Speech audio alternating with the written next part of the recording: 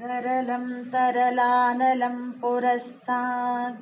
जलधेरुद्विजगालकालकूटम् अमरस्तुतिवादमोदनिघ्नो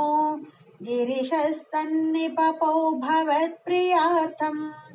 विमतः सुसुरासुरेषु जाता सुरभिस्तामृषिषु नधास्त्रिधामन् हयरत्नमबूधते भरत्नम् द्युतरुश्चाप्सरसः तानि जगदीश भवत्परा तदानीं कमनीया कमला बभूव देवी अमलामवलोक्य यां विलोलः सकलोऽपि स्पृहयां बभूव लोकः त्वयि दत्तहृदे तदैव देव्यै त्रिदशेन्द्रो मणिपीठिकां व्यतारीत् सकलोपवृताभिषेचनीयैः ऋषयस्तां श्रुतिगीर्भिरभ्यषिञ्चन् अभिषेकजलानुपातिमुग्ध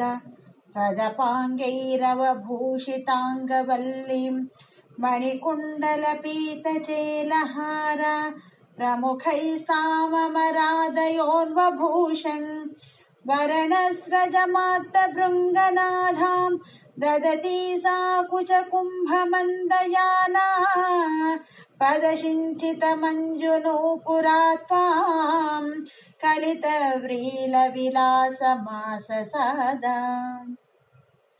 गिरिशद्रुहिणादि सर्वदेवान् गुणभाजोऽप्यविमुक्तदोषलेशान्